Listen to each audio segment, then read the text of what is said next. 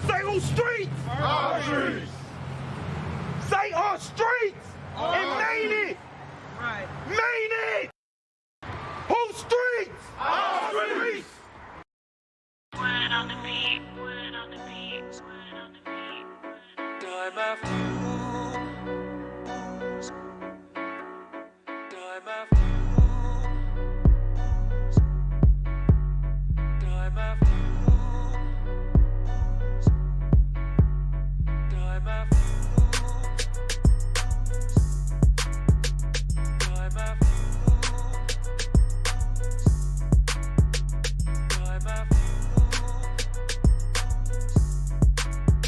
time after.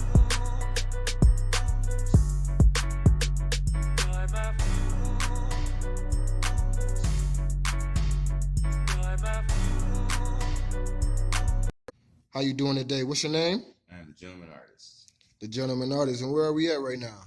We are in, where are we at? In the Harrison neighborhood with it. No, we are definitely in Harrison neighborhood at the living room. Okay, I got a few questions for you. How long have you stayed in this community? 22 years. 22 years. So you probably seen a lot of changes, a lot of growth, a lot of movement. Would you mind touching light on that? Like, how much change have you seen in the community over these 20 years? A lot of black folks moving out. A lot of new development moving in. High rises, luxury, parking lots, unnecessary things. Instead of beautifying Minneapolis, they start feeding the poor or the homeless. I mean, Okay. I agree with you on that one. So when it comes down to that, what are some of the challenges of being a resident here that you see with these new high rises, new buildings and things of that nature? What does that mean for the people that stay here? you being forced out. I mean, long stuff being privatized. I mean, they can do what they want. Contractors can put up a high rise, or they can turn to a parking lot. They can turn to a strip mall. They can do what they want, but they can actually leave once they own the property. You know, people don't realize that once somebody owns something, man, they can do what they want with what they have. If they decide they don't want you there, you're not going to be there. Yeah, okay. Yeah, I feel that, man. So what are some things that you feel like Harrison neighborhood just need as a whole? Togetherness, unity. I mean, it's not us against us. It's supposed to be us against everything else that's not in Harrison. The better good is for the neighborhood, not for oneself. Most people think, how can I advance myself and how can I advance my community?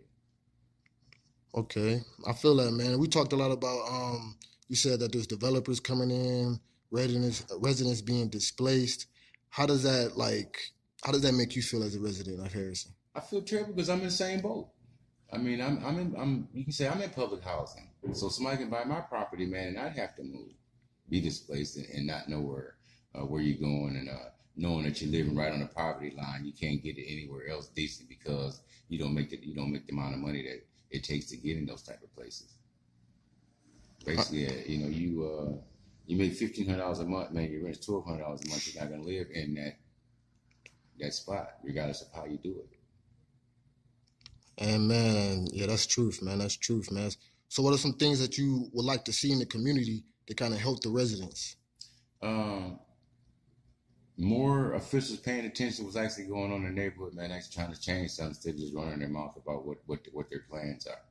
I could plan for the next 15 years, man, to go to the bathroom if I don't get up and go, or I can plan to go to the grocery store and never actually get up and go, but I've always planned every day to get up and go to the grocery store. So, I mean, as long as you plan on something, you're never going to do anything because you always plan on doing it. And as the Gentleman Artist, I see that you do a lot of work within the community, a lot of nonprofit work. You do food pantry. You serve on the board at Harrison. So you're really in the community. I'm in the hood. Yeah. Most definitely in the hood like bootleg movies. I am North Minneapolis all the way, 130%, 150%. So it's not about North. It's not about me. So if you mind me asking, how did you develop that sense of pride or just that togetherness? Was it always like that for you, or? Being a throwaway kid, you always had yourself, man, and where you're at. You have to make the best of where you're at in your situation. And when you take on a project or you take on an entity, you have to become that. And you have to really want it. It's not a game. Just plain simple, it's not a game. Facts. Okay. So when it come down to you and your art, we already said a couple ways of how you contribute to the community, but what type of impact do you want it to leave behind? Just you as a person. I don't even say the art because you are the art. I came from nothing. I live by my own means. I live with what I have, and that's enough for me. And most people need to take the same mindset. I mean, deal with what you have, man, and not what the next person have, because you may never get there. So That's true. That's true. So before we close this out, man, is there words of wisdom or anything you want to shed light on? Yeah, be your best self every day, because tomorrow is not promised. Okay. Is there anything that we can hear from or plan to see in the future coming from you? Yes, I am working with a local public access channel, 16, 17, and channel 45.